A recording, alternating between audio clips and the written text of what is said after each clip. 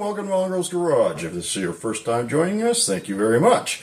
So this is going to be a quick little video today. We're going to be changing the front lower ball joint on this 2012 Jeep Grand Cherokee. Now, we can always make things worse, but let's see if we can make it better. You could try to play, but you're never gonna beat me. Look the other way, what I'm doing ain't easy. Bloody hands stained from the people who deceive me. Muddy hands break through the chains, go free me. Well, the first thing we want to do is we want to get the wheel off. You don't know how to do that? You probably shouldn't be doing this job. No way! Next thing, we want to kind of soak everything down in some type of penetrant. We're going to take our axle nut off. We're going to take our brake caliper off. Our brake caliper is going to have these little plastic caps covering these bolts probably, so you can pop those out and you can get an Allen key in there and pop those calipers off. And next we're going to have to get the pad off here. Now what I found is the easiest trick for getting this spring clip off of here is put your screwdriver in that way and pry up, and out it comes. Our brakes are starting to get pretty low. We're going to need some new ones soon. Okay, as always, we're going to take some wire. We're going to string that up. We don't want to leave it just hanging on the line. So next, we're going to come around back here. We're going to get these caliper bracket bolts off. So, quick rundown on socket sizes and wrench sizes. The axle is a 32 mil. These are 21 mil for your tie rod and your upper ball joint.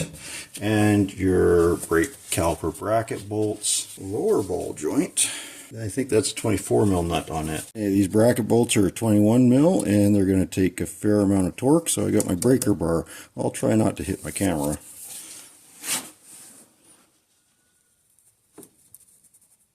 Well, felt it going there.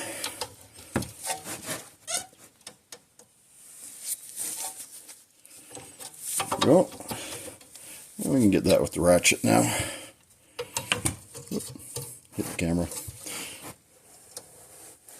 Felt that one come loose. Oh, you get the idea. I'm going to get the camera out of the way so I can carry on here. You know what? We're going to just spin that on until it's flush with the shaft. We're going to take our hammer. We're going to give this a whack just to help break the CV axle free.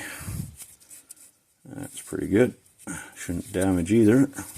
It's good hitting surfaces. And we'll just give this a little knock. Normally I would have this straight, but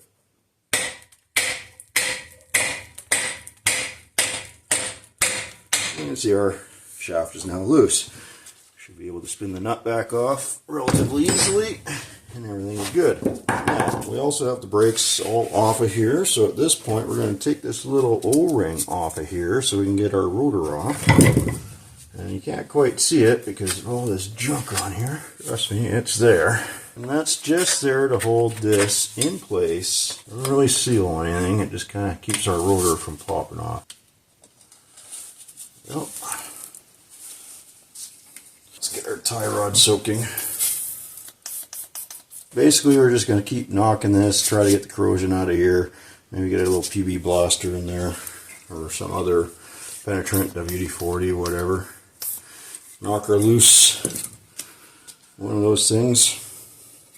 Try to keep this off our rotor. Okay, you're basically going to want to bring your toolbox over and just dump it out because Chrysler used like every flippin' different socket they could to hold this stuff on, but ridiculous!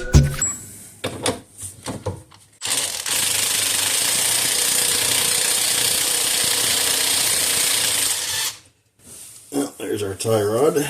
This upper ball joint knocked loose.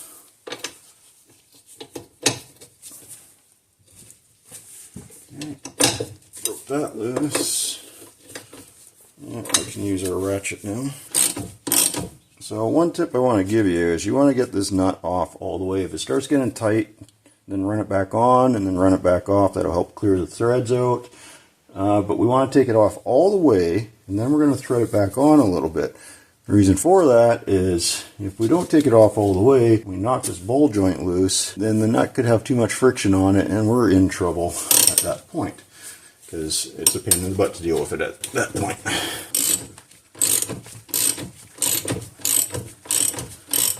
Now you see how tight that got right at the end there.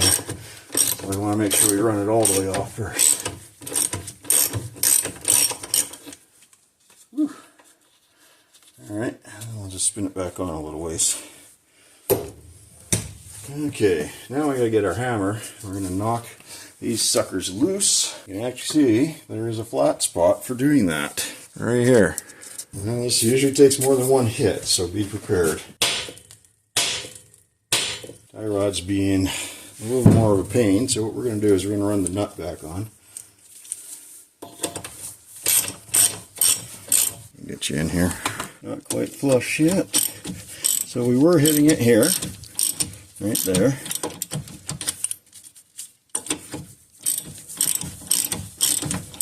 And that helps loosen things up a little bit.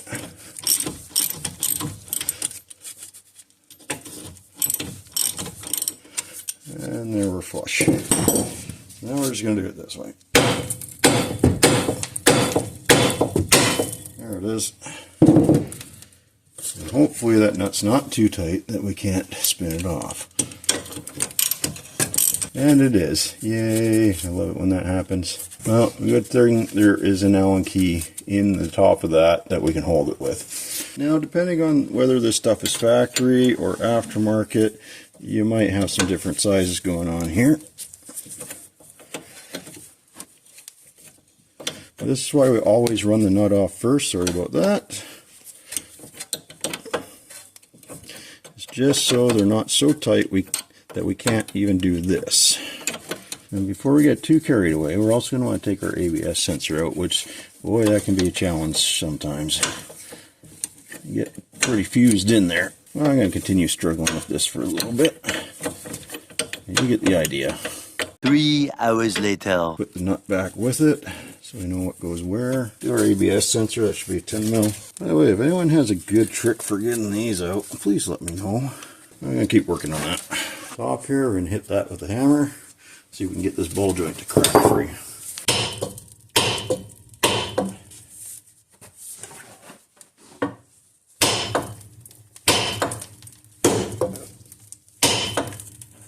There it is. Now that we did that, we should be able to finish pivoting this enough to get our axle out. And we should be able to get at that lower ball joint, I hope.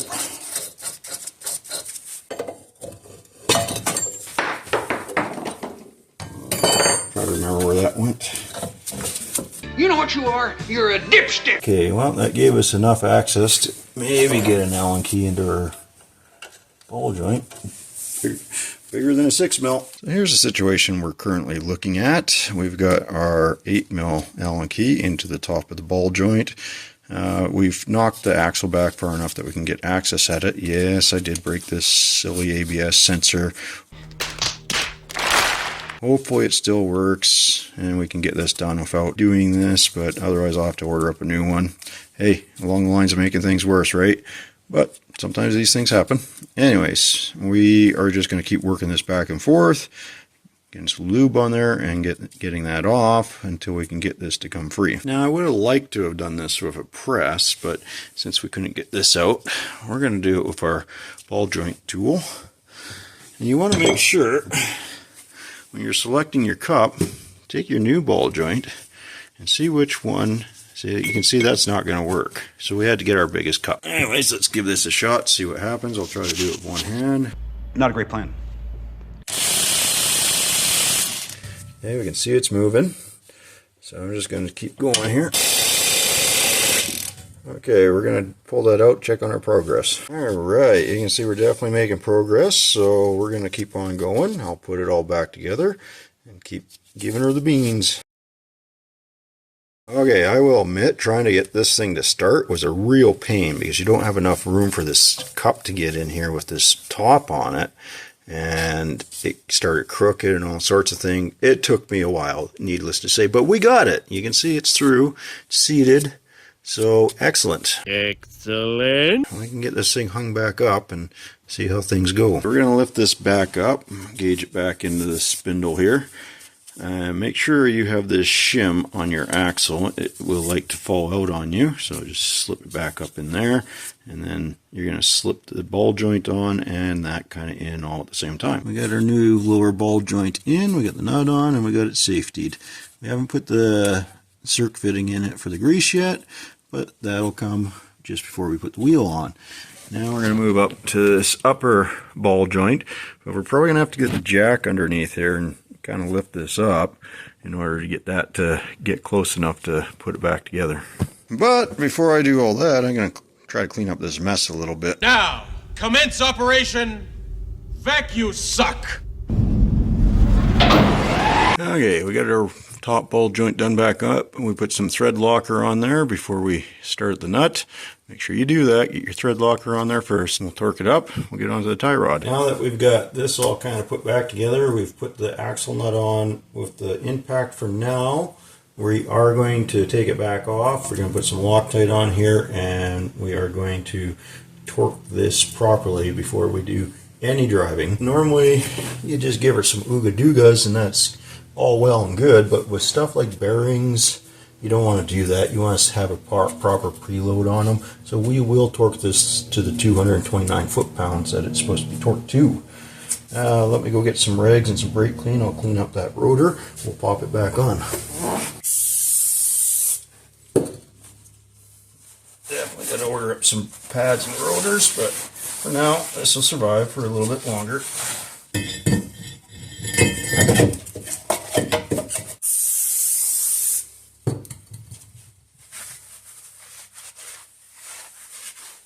Our little O-ring back on here to hold everything in place. So that'll keep the rotor from moving when we're mounting up our brake caliper bracket and caliper and all that fun stuff. So that's the next thing, is our caliper brackets. Again, we're going to want to put the thread locker on here. So let's do that.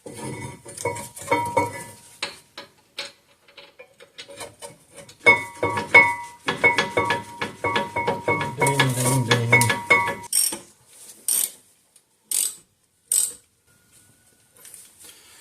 Okay, we could give those all to ooga doogas, but I'm just going to go look up the torque. Okay, these caliper bracket bolts are torqued to 148.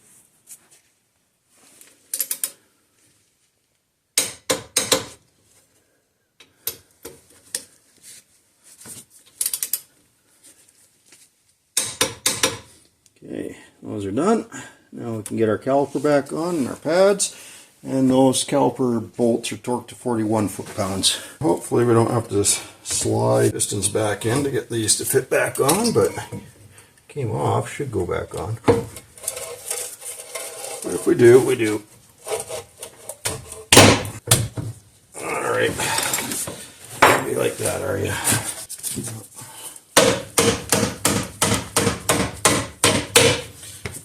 That works too. Gonna put a little bit on here to help block these guys up. Make sure you use the blue stuff.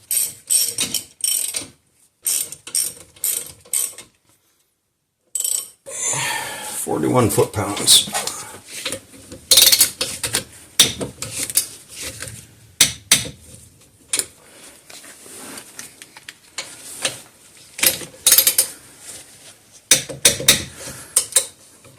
Okay, brakes are back together.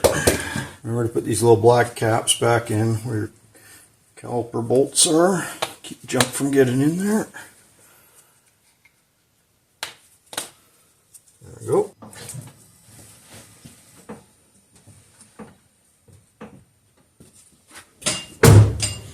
Okay, we got our wheel straightened out so we can put our wheel back on. We're not going to do that yet because we still have to do this grease fitting at the bottom of this ball joint. Oh, that little guy. I wouldn't worry about that little guy. We'll put that guy on. You got to grease to the ball joint. And when you do that, you want to add just enough grease so you see the boot start to inflate a bit on the ball joint, and then you're good. So we've done that. Got to put this spring deal back on. Our brake calipers, it goes like this. Probably shouldn't have picked the wheel up yet. It wants to fall over.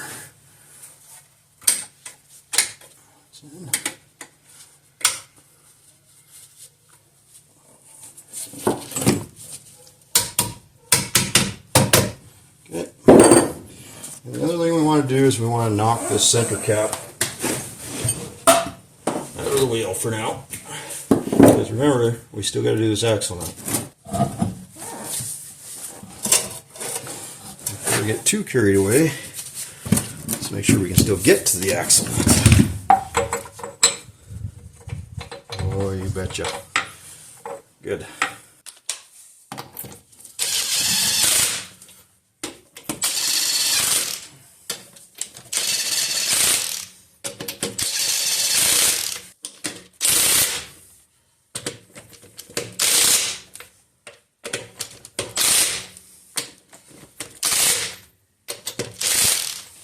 And we'll come back on that later with the torque wrench. For now, we just need to get this back in the air a little bit.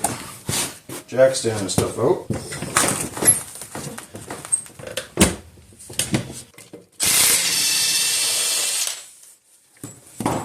Okay, we got some thread locker on our nut.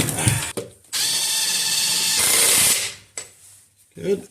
We got our torque wrench and we'll finish it up. 229 foot-pounds. This is a lot of torque, so I'm going to be wanting to put my full body weight on it. There we go. Now, if we're really lucky, all of our very annoying, squeaky, grindy, yucky sound is gone, which I think it is because I didn't hear it while I was torquing it. But before, if we did suspension travel or turning, this thing would make a heck of a racket. Oh, nice and quiet. Start turning the wheel a bit. Fantastic.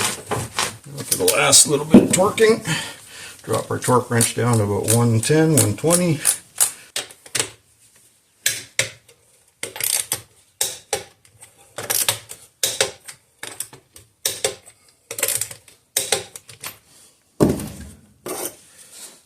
Center cap back on. And we can take it out for a test drive and see how we did.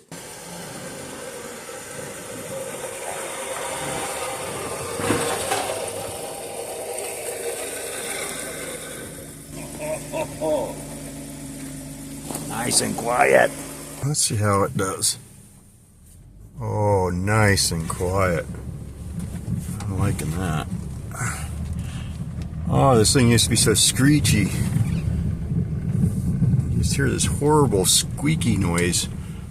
That's nice and quiet now. Very good. We got it out on the highway. Look at that. No pole or anything. Beautiful. No ABS light, which means we didn't mess up that wheel sensor too bad. Very good. Check engine light's on, but that's been on for a while, and that's just because of the O2 sensor. So I'm not too concerned about that. Excellent. Excellent. Nice and quiet. Love it. Okay, let's get it back to the house. Our Jeep is back to being nice and quiet and a pleasure to drive. So I hope you enjoyed this video. It helps you out. If you don't mind leaving some comments, giving us a thumbs up, it's greatly appreciated. It helps our channel out. And we'll catch you on the next video.